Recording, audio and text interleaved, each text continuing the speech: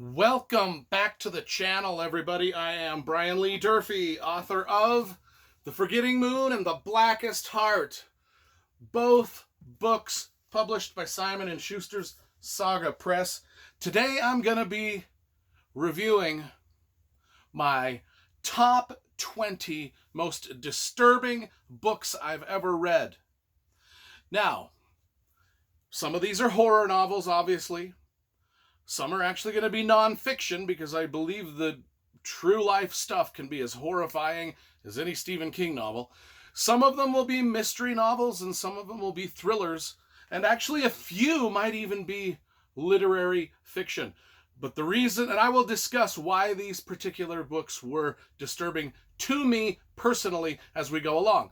Now, a lot of you are not going to agree with my list. You're going to think that some of the books on my list don't belong, that they weren't that disturbing at all. But I will try to explain to you why they were disturbing to me at the time that I read them. Also, if you've got disturbing books that you've read that may not be on this list, just go ahead and mention those books in the little commenty section down below this video, because all recommendations are appreciated. So let's get into it. My top 20 most disturbing books I've ever read. It was going to be a top 10 list, but as you know, I can never just keep it to 10 books, so we went ahead and did 20. I am going to start the list off in high fashion with Salem's Lot.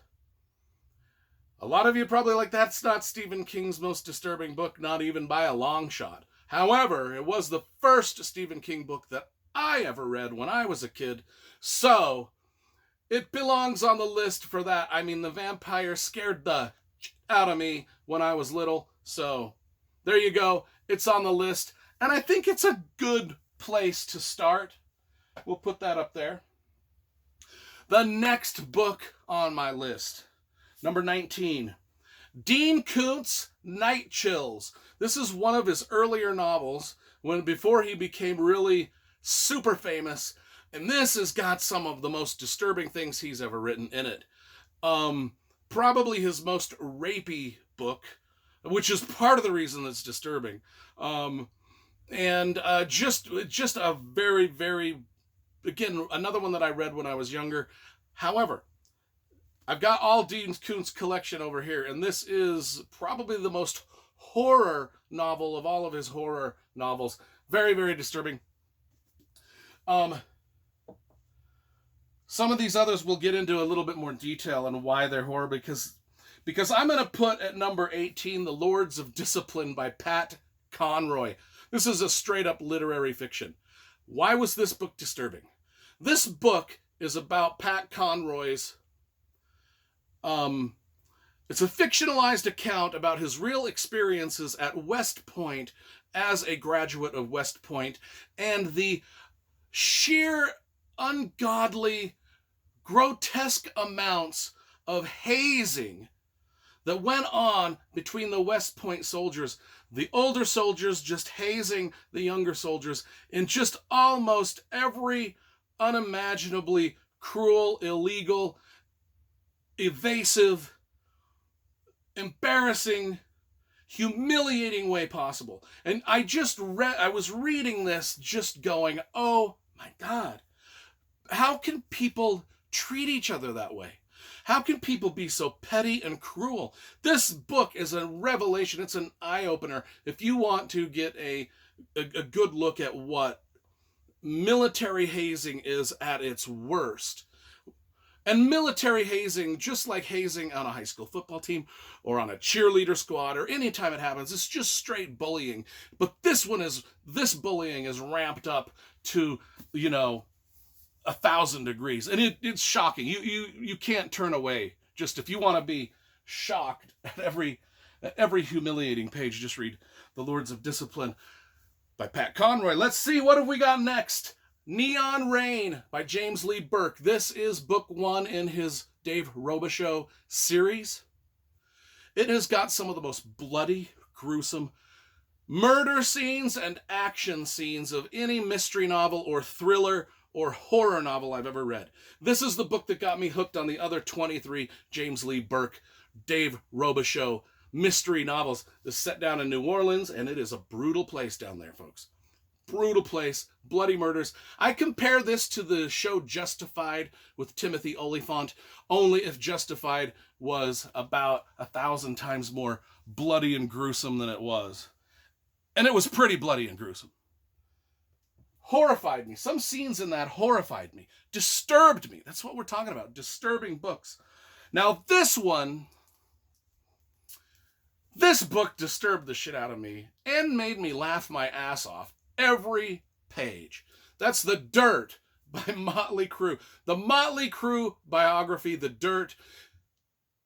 These guys, these 4 Motley Crue musicians, just basically were the most selfish, self-indulgent, rich asshats to ever walk the planet, and the way they treated everybody that came across their path was absolutely wrong. In a word, I mean, they just, nothing, it's almost, you read this and there's nothing redeeming about these guys at all.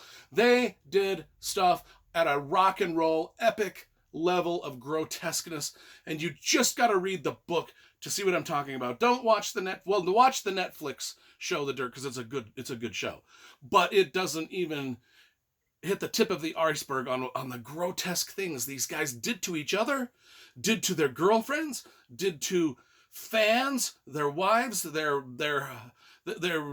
friends' girlfriends. Disturbing. And you can't take your eyes off of it. And you kind of would have liked to have lived as one of those guys. A Simple Plan by Scott Smith. Yes, a lot of you are going to say The Ruins by Scott Smith is probably a more disturbing novel, but I would disagree.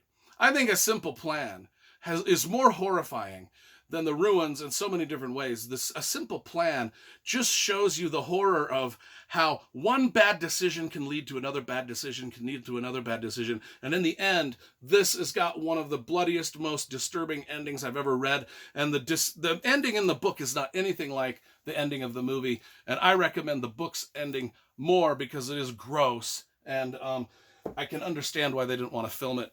Disturbing book. The Power of the Dog by Don Winslow. This book is disturbing on another whole other set of levels. This book is about Mexican cartels and the running of drugs between America and the USA, and how many people actually suffer because of this. If you think that your drug usage is just your business and doesn't affect anybody, read this book and your mind will be changed. There are so many people that die violent, disturbing deaths in Mexico because of America's appetite for drugs that are coming out of South America. And this book goes into great gory detail about all of that violence. And I was reading it just shocked at every page and every evil thing these drug cartels do. And our senseless and pointless war on drugs is just feeding fuel to this fire. And it just makes you angry and disturbed at the same time. I was shooken to my core. And this is book 1 of a trilogy about the whole subject of our ill-advised war on drugs. And hey, I work in law enforcement, so I know. I know of what I'm talking about. Book number, I think this is number 13, Savage Nation. This is the true story of what Germany was like after World War II. We think of World War II in terms of the Holocaust and all of the horrible things that happened during the war. But what we don't realize is Germany and all of Europe was a lawless, horrific, horrendous place to live for a good 10 to 15 years after World War II. And this book, Savage Continent, goes into so much detail on how awful that really was and how the war just affected everybody in a lawless. If you want to know what it's like to live in a lawless place for 10 years, read this and you will be disturbed, because it is full of some disturbing details that I didn't know about. Book number 12, Joe Nesbo, Cockroaches. I just read this and just reviewed this on my channel not long ago. This is all about child trafficking and child prostitution rings in Thailand. And I'm telling you, I was disgusted with everything about this mystery novel. I mean, I was rooting for the hero to solve the mystery and to destroy the bad guys, but just reading the details of this life and the people that are involved in committing these crimes disturbed the out of me. And you'll know, if you watch my review of this, you'll know Cockroaches. It's named Cockroaches for a reason, because there's a certain type of person that's a cockroach. Now we're to book number 11. Book number 11, and that's Gone Girl. This book isn't necessarily a horror novel. It's not necessarily a mystery or a thriller. It's just a very disturbing book. It's got this overlaying level of tension that just hangs over the reader and the story from the very first sentence. And the very first sentence is gold. And I think the very first sentence in this book is one of the greatest first sentences ever written in the history of literature. And it just carries through that theme throughout the whole book. And if you've seen the movie, the shocking parts of the movie are pretty much the shocking parts of the book. But it comes at such unexpected times. Just this book really disturbed me in a lot of ways, to just see how relationships can go really bad over time. Top 10. Top 10. I love Stephen King's monster horrors. You know, he's got the psychological horror, then he's just got the straight monsters like Christine or Cujo. You know, and Cujo is just a straight up monster horror book. I loved every minute of this. It's disturbing in a lot of really strange ways for me, just because I had friends, my next door neighbors when I was little had a St. Bernard, and I read this book at about the same time. And I'm telling you, just the way that the St. Bernard thinks in the book, because we see a lot of the book from the St. Bernard's perspective, and then just the damage that an animal can cause to a human. Because there's car crash, blood and gore. There's gunshot, blood and gore. There's warfare, blood and gore. And then there's animals eating humans, blood and gore. And that's what we're dealing with here, much like Jaws or something like that. But Cujo disturbed the hell out of me, and I think it is a really disturbing novel. Ghost Story by Peter Straub. Probably the most intense first 50 pages of any book you're ever going to read. I kid you not. This book is in my top 10 just because of those first 50 pages, where I was just gripping the pages. And I won't tell you much about it, but it is about a kidnapping. And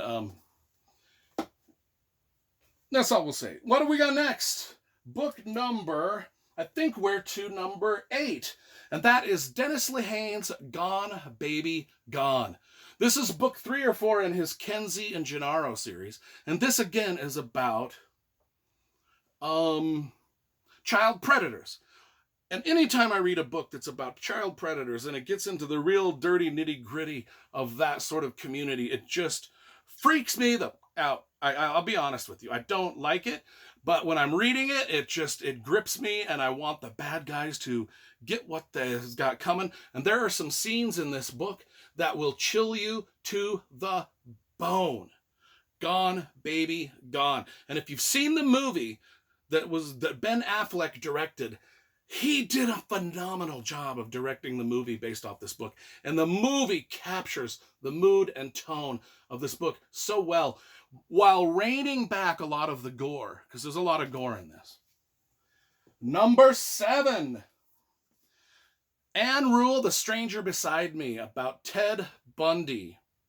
Man, if you just want to see how this guy got away with so many serial killings, I can't get into it other than there's a reason we don't have a lot of serial killers anymore, and that's because there's cameras everywhere and DNA, and there's so many different things that are going on in our world where you're just going to get caught after your first 1 or 2 murders, and you're just not going to be a serial killer. But this has all happened in the 70s and 80s when technology just wasn't there to catch a guy like this who was killing people and kidnapping people right out in the open. And that is the craziness about it. And then it goes into detail about the murders and the psychology behind it. Oh my gosh. Chilling book. Absolutely chilling book. Crazy chilling book. And then in my number, I think 6 is, this is 6, yes. Silence of the Lambs. Every time I read this, first of all, it's just a beautifully written book. Just a beautifully written book about a terrible serial killer and Hannibal Lecter. And it's just, it's gripping and disturbing, and you're sweating as you read it. You're sweating. I don't think everybody knows about Silence of the Lambs. I don't even need to explain why that's a disturbing book. Book number 6, or let's see, no, this is book 5. We're into book 5. And this is going to be a surprise to you. But one of the most disturbing books I've ever read is Flyboys by James Bradley. This is a World War II book. This is about George W. Bush. No, it's about George Bush, the older George Bush, the first George Bush president.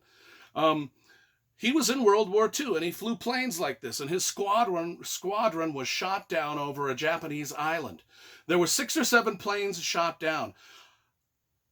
George Bush was the only one that survived. A U.S. submarine came by and picked him up in the nick of time. The other 5 or 6 soldiers were captured by the Japanese, taken to the island, and slowly over time, the Japanese soldiers on that island cannibalized those soldiers. A lot of you didn't know that about George Bush, our president, that he survived by a hair's breadth. I mean, it was like one of those roll of the dice, lucky as hell survival stories. The other men in his squadron were eaten by the Japanese soldiers. And this is told from the perspective of those Japanese soldiers. And I'm telling you, it is terrible. Absolutely terrible. Terrible for the Japanese soldiers that went through the starvation. Terrible for the American soldiers that were captured and eaten. I have no idea this was part of our history or part of George Bush's history, but it is, and a very disturbing book. Let us get to number 4, and that is the Books of the Blood collection by Clive Barker. Need I say more? Some of the most disturbing, gruesome, grotesque stories in the history of literature lie within these pages. And that's all I'm going to say about that. I think most of you are going to agree with me there. My 3rd most disturbing book of all time, Geralds Game by Stephen King. I read this as an adult, and I don't know why it freaked me out so much, but the thought of that lady being handcuffed to the bed while there was a rabid dog eating her husband. Her husband had a heart attack, fell to the floor naked. She was handcuffed to the bed. They were doing some kinky sex, okay? He falls to the floor dead from a heart attack. A rabid dog comes in and starts munching on his body. Combine that with flashback scenes of her youth where her father molested her, and that is as disturbing of a story as you're going to get out of Stephen King. And it disturbed me. I was cringing all the way through that. My 2nd most disturbing book of all time, Geek Love by Catherine Dunn. Geek Love. Those of you who've read it know what I'm talking about. If you have not read it, you have no idea. I mean, this is about, and I will just read the back. Geek Love is the story of the Benuskis, a carnival family that with the help of amphetamines, arsenic, and other poisons, breed their own exhibit of human oddities. There's Arturo the Aqua Boy, who's flippers for limbs, and mania. I mean, this family takes poisons, they have sex, and they breed their own carnival oddities. And the oddities, the babies they have, are more grotesque than the next. I just told you about Flipper Boy. Well, they have one baby that's born without bones or skin, but it's still alive and breathing. They just put it in a big bread pan, and they name it Vegetable Lasagna. That's the baby's name. And it is part of the carnival. This book is up. My number 1 most disturbing book I've ever read is a little-known horror novel called Urban Gothic by Brian Keene. And this is about some people whose car breaks down next to a house. They go into the house for some help, and there's more weird shit going on in this house than in Geek Love or the entirety of my list combined. I mean, the creatures and murderers and serial killer and death and monsters and grotesque things that crawl out of the walls in this house and terrorize and torture these poor people that have just broken down their car.